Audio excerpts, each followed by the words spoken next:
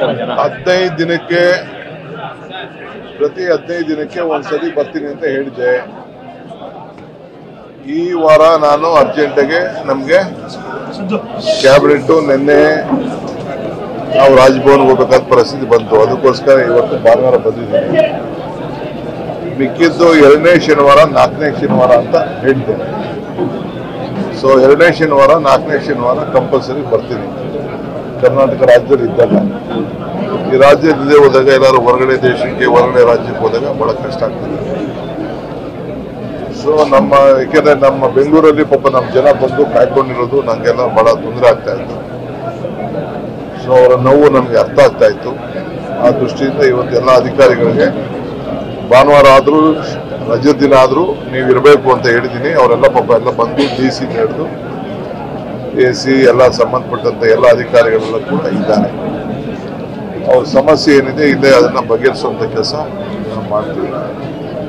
So ಅವ್ರಿಗೂ ಅರ್ಥ ಆಗ್ತದೆ ಕೆಲವು ಪ್ರಾಬ್ಲಮ್ಸ್ ಎಲ್ಲ.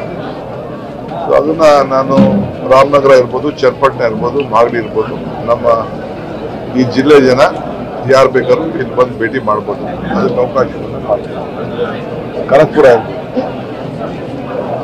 ಎಲ್ಲರಿಗೂ ಇಲ್ಲೇ ಭೇಟಿ ಮಾಡ್ತೀನಿ. ಇಲ್ಲ ನಮ್ಮ ತಾಲೂಕು ಕಚೇರಿ ಇದೆ, ಎಲ್ಲರೂ ಭೇಟಿ ಮಾಡ್ತೀನಿ ಅಂತ ಇಲ್ಲಾರು ಭೇಟಿ ಮಾಡ್ತೀನಿ. ಸರ್, ಈಗಷ್ಟೇ ಒಂದು ಸಮಸ್ಯೆ ಹೇಳ್ಕೊಂಡು ಸರ್, ರಸ್ತೆ ವಿಚಾರಕ್ಕೆ ಸಂಬಂಧಪಟ್ಟಂತೆ ಅಂದರೆ ಕೆಲವೊಂದು ಸಮಸ್ಯೆಗಳು ಬಹಳ ಗಂಭೀರ ಇದೆಯಾ ಸರ್ ರಸ್ತೆ? ಫ್ಯಾಮಿಲಿ ಡಿಸ್ಪ್ಯೂಟ್ ಅವ್ರಿಗೆಲ್ಲ ಈಗೋ ಪ್ರಾಬ್ಲಮ್ಮು. ಮೊದಲಿಂದ ಹಳ್ಳಿಲಿ ಒಟ್ಟಿಗೆ ಇರ್ತದೆ. ನನಗೂ ಗೊತ್ತು ಆ ಊರು, ನಲ್ಲಹಳ್ಳಿ ಗೊತ್ತು ನನಗೆ. ಎಲ್ಲ 3 ಅಡಿ 4 ಅಡಿ ಊರು ಸಂಧಿ ಒಳಗಡೆ ನಡ್ಕೊಂಡು ಹೋಗ್ತಾ ಇರ್ತಾರೆ. ಈಗೆಲ್ಲ ದೊಡ್ಡವ್ರು ಆಗ್ಬಿಟ್ಟಿದ್ದಾರೆ.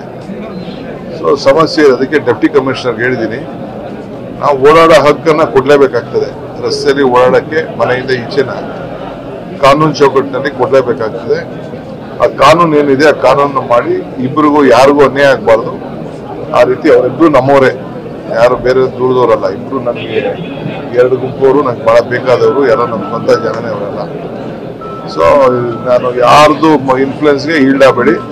ಕಾನೂನು ಚೌಕಟ್ಟಿನಲ್ಲಿ ಏನು ಮಾಡಬೇಕು ಆಗಿ ಎಲ್ಲರಿಗೂ ನ್ಯಾಯ ಒದಗಿಸ್ಕೊಡಿ ಅಂತ DC ಅವರಿಗೆ AC ಗೆ ಹೇಳಿದ್ದೀನಿ. ಬಹುಶಃ ಅವರೊಂದು ಸ್ಪೆಷಲ್ ಆದೇಶ ಮಾಡ್ತಾರೆ.